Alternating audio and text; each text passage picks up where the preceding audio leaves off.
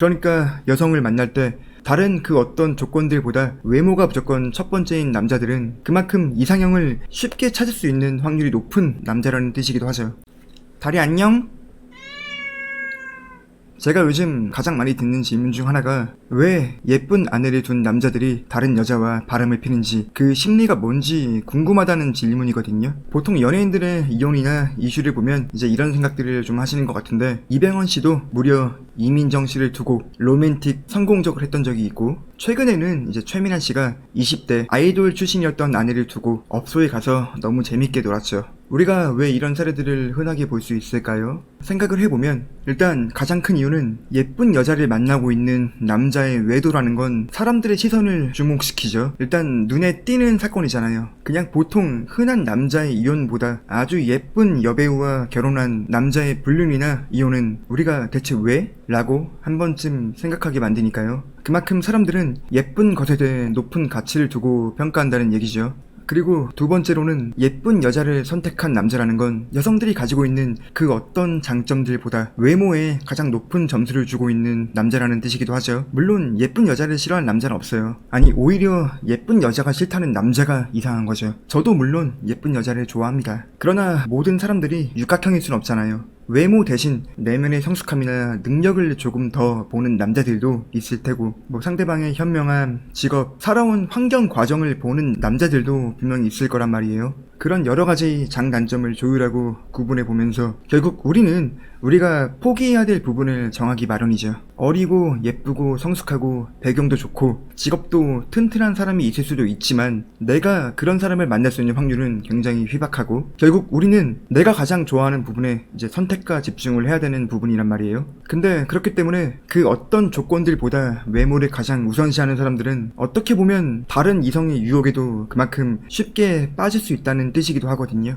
왜냐면 외모만큼 직관적인 게 없으니까요. 깊은 대화를 하지 않아도, 그 사람에 대해서 염탐이나 조사를 하지 않더라도 예쁜 건 그냥 보면 보이니까요. 쟤는 예쁜가? 하고 자세히 봐야 보이는 게 아니라 그냥 이렇게 봐도 예쁜 건 예쁜 거잖아. 외모 외에 다른 부분들은 우리가 그 사람과 충분한 대화를 나눠보고 조사하고 염탐을 좀 해봐야지 알 수 있는 것들이 많아요. 상대가 예쁘다는 건 그냥 봐도 보이지만 이 사람의 직업이나 사상, 모아둔 자산, 소비 습관 같은 것들은 꽤 오랜 시간을 봐야지만 알 수 있는 것들이니까요. 그러니까 여성을 만날 때 다른 그 어떤 조건들보다 외모가 무조건 첫 번째인 남자들은 그만큼 이상형을 쉽게 찾을 수 있는 확률이 높은 남자라는 뜻이기도 하죠. 물론 이건 여성들도 마찬가지입니다. 자, 그리고 또 다른 두 번째 이유로는, 보통 외모를 가장 우선시하는 사람들은 본인들의 외모에도 관심이 많기 마련이에요. 보통 여성들의 경우 나이가 어릴수록 자기 나이 또래의 잘생긴 남자를 좋아하거든요. 물론 화류계나 특정 직업에 종사하는 여성들의 경우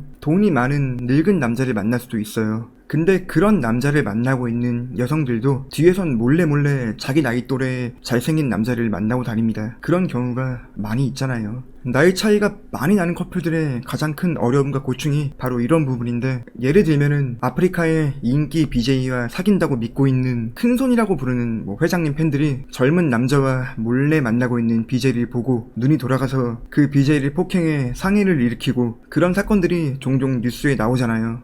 야, 내가 너한테 해준 게 얼만데 네가 뒤에서 나 몰래 이런 젊은 논팽이를 만나? 그리고 극대노하는 그 회장 팬분들이 종종 보인단 말이에요. 그러니까 예쁜 아내를 두었거나 예쁜 여자친구와 교제 중인 남자들은 꽤 괜찮은 외모를 가진 남자일 확률이 높다는 거예요. 그 회장님 몰래 BJ와 만나고 있는 젊은 논팽이는 잘생겼을 테니까요. 그러니까 예쁜 여자를 옆에 두고 다른 예쁜 여자를 만날 수 있다는 것도 그만큼 예쁜 여성들에게 어필이 되는 매력적인 남자라는 뜻이에요. 무슨 페이를 지불하고 만나는 그런 관계가 아니라 정말 서로의 마음을 주고받는 그런 열정 관계에서의 예시입니다. 자, 어떻게 보면 잘생기고 능력 좋은 남자가 그냥 젊고 예쁜 여자를 쉽게 만나는 것, 혹은 그 반대의 경우, 이런 사례들은 그래도 보통 당사자들이 연애 시장에서 우위를 차지하고 있거나 충분한 매력을 가지고 있는 사람들이고, 이런 일이 발생하면 당연히 상처를 받긴 하겠지만 내 본인의 매력이 뛰어나기 때문에 새로운 사람을 만나 금방 그 상처를 회복할 수 있는 확률이 높습니다. 근데 정말 안타까운 사람들은 예쁘지만 나를 사랑하지 않는 여자와 결혼한 남자입니다. 이런 남자들은 보통 훌륭한 조건을 가지고 있지만 부족한 외모를 함께 가지고 있을 확률이 높거든요. 이런 사람들은 배우자의 무관심이나 외도에 굉장히 큰 상처를 받습니다. 나는 이 상대방이 정말 좋아서 결정한 결혼이지만 나는 진심으로 이 여자와 사랑에 빠져있지만 이 여성은 나를 사랑이 아닌 수단으로 선택했다는 사실이 나를 굉장히 괴롭게 만드는 거죠. 많은 남성들이 설거지론이나 퐁퐁남 같은 주겔 현자들의 이론에 공감과 분노를 보인 것도 그래서입니다. 그래서 제가 항상 제 남자 구독자분들에게 말하는 게 남자들도 이제 여자의 외모만 보지 말고 성격과 성향, 살아온 과정들을 좀 보라는 거예요. 물론 가장 중요한 건 사랑이라는 감정이 생기는 거지만 사랑이라는 감정이 단순히 외모에서만 나오는 그런 감정이라면 분명히 내가 감당할 수 없는 상황이 올 수 있다는 거죠. 상대적으로 연애 경험이 부족한 남자들이 가장 많이 하는 오해 중 하나가 저 남자는 어떻게 저렇게 예쁜 여자를 만날까? 정말 능력 있는 남자인가 보다 라는 생각인데 아닙니다. 예쁘기만 한 여자를 만날 수 있는 방법은 정말 너무나 많아요. 남자들이 아무리 성형빨이다, 화장빨이다 내려치기 해도 이 대한민국에 예쁜 여자들이 많다는 건 부정할 수 없는 사실이거든요. 주변 아시아 국가 한번 나가보세요. 그리고 예쁜 여자라고 해서 무조건 눈이 높을 거라고 생각하는 것도 남성들의 방어기제가 만들어낸 벽이기도 해요. 왜냐면 대부분 예쁜 여자들이 모여있는 장소는 우리가 쉽게 접할 수 있는 장소들이니까요. 뭐 양양 해변이나 뭐 근처 클럽, 헌팅포차에 가보면 웬만한 여자들은 다 예쁩니다. 그리고 어느 정도 관리가 된 남자들은 그런 곳에서 연애를 쉽게 시작하는 경우도 많고요. 그 연애를 길게 유지하는 게 힘든 거죠.